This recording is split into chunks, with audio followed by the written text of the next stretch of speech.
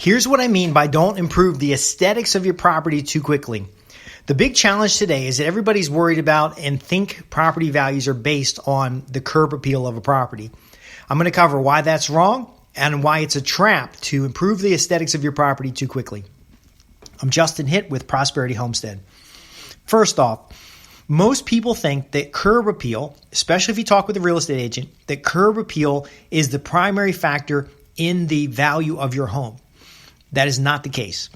The curb appeal contributes to it, but even the nicest looking cosmetics will not make the sale if the inside of the house has problems. If you look at a house that's got an old HVAC system in it, the water heater's about to fail, the roof leaks, but outside it's just beautiful. Yes, you got a good first impression, but you're not going to sell the house because the homeowner is not a retard. And don't take that personally. I've got ADHD and Asperger's, so I have, in certain areas of my life, limited abilities to do things. But I don't let that stop me. So here's the bottom line. The property values are based on a number of factors which are more likely to be looked at by an inspector than just how the yard looks. And if you spend all your money on cosmetically improving the property, you could still have underlying factors that could cause damage to the property over time. So here's, for example, if you have erosion issues on your property and you put fancy trees and fancy landscaping and don't solve the underlying erosion issue, which could be subterranean water, it could be a wet spot, it could be the slope, could be a lot of things. If you don't solve the underlying issue, then all your fancy landscaping is just going to need more maintenance over the course of the year. Solve the underlying erosion issue, and then you can plant stuff on it once and it lasts longer. It's always better to focus on the ecological or the environmental factors first, because if you have instances where we get a lot of rain, for example, where your runoff from neighboring properties comes across your own, it's better to fix that before you then try to grow grass and realize the grass doesn't grow because the neighbor's spraying stuff with herbicides. An established grass survives okay, but new grass doesn't take at all. The factors that we're looking at here is your cash flow. We're looking at your overall appeal of the property. And we're also looking at the usability and accessibility of the property. So in my neighborhood, a lot of folks like to have their driveways asphalted. I bought the house next door because I needed to access the back of the property to replace a retaining wall. By accessing the back of the property, I'm using the driveway in what's a rental property. It was going to be where my parents lived, but it's now a rental property. We've destroyed the driveway. The driveway was already in pretty bad condition before we started, but we have pretty much destroyed it, running over with tandem dump trucks and excavators and stuff like that. It is better to keep the driveway the way it is than to fix it and repave it, at least until the property work behind the house is complete.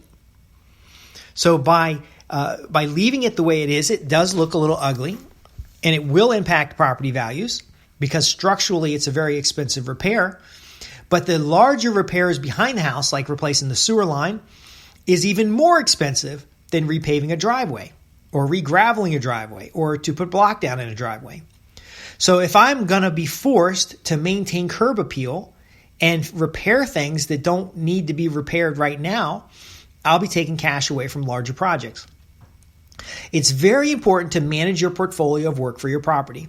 And a lot of people say, well, Justin, this makes me seem like I'm a property manager. Well, if you have a small farm, homestead, or estate, you are essentially a property manager. You have many functions that are happening on the property that are no different than if you ran 40 properties. And by treating it as a property manager, you're going to maintain a punch list of things that need to be repaired or taken care of on the property.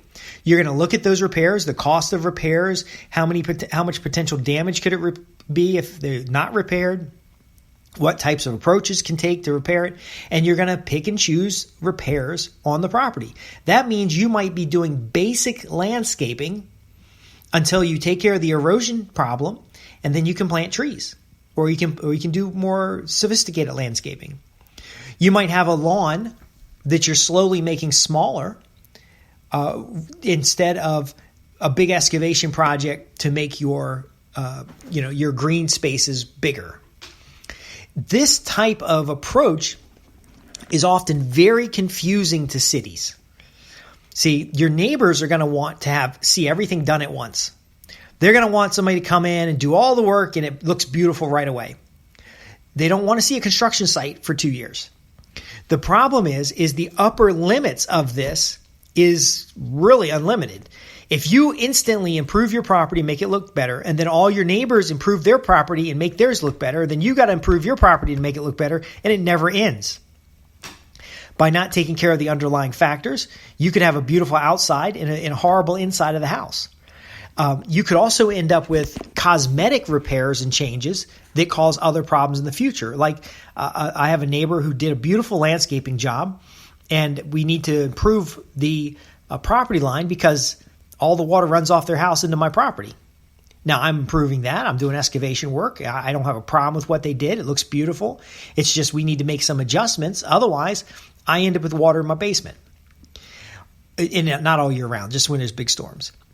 The takeaway is to understand that improving your property too quickly isn't going to increase your property values enough to be worth the cash outlay. If you're going to be staying in the property for a while, it might be better to invest that money and then to do repairs in phases, because you're going to have seasonal challenges. You're going to have how fast can the grass recover? We did a regrading in front of the rental property because there was water pooling up in the center of the center of the yard, and then it was potentially going over and getting into the neighbor's yard. So I did a regrading of that. It is a giant spot with no grass. Okay, this is just the way these types of projects do. Now, would the neighbors prefer that I had somebody clear it, grade it, put down sod? Well, if I haven't put down sod and I don't know if this is actually solving the problem of the water going into the neighbor's property, of the water pooling in front of the house, then I might have to tear out the sod again later. Now, landscapers and contractors would love to have you have this problem where they come fix something and then you call them back the next year to fix it again. You call them again to fix it again. But that's not the way I operate. I'd rather do the work right the first time. I'd rather do the work in phases so that we can know that the work's being done correctly.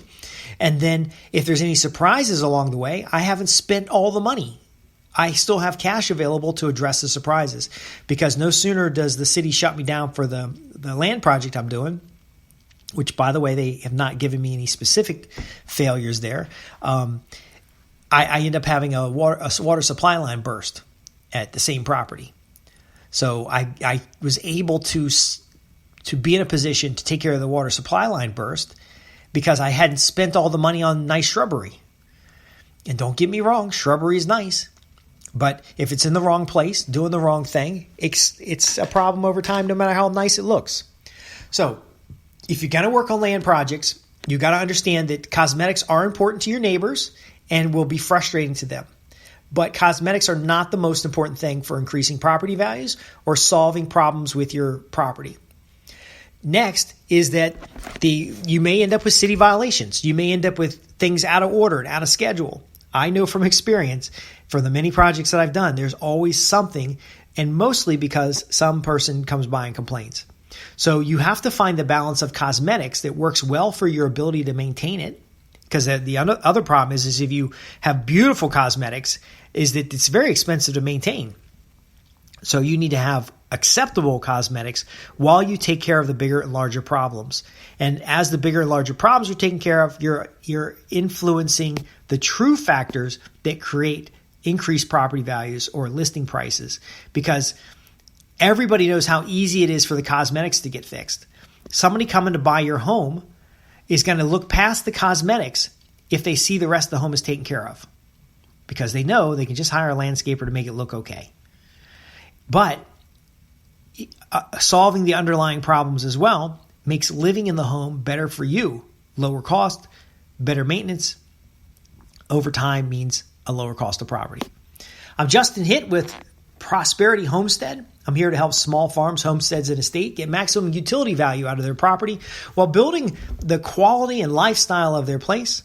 We've just been talking about why you shouldn't really improve your property too quickly and some of the drawbacks it may have. If you have questions about this or anything we cover, visit me at www.prosperityhomestead.org. I'm looking forward to hearing from you.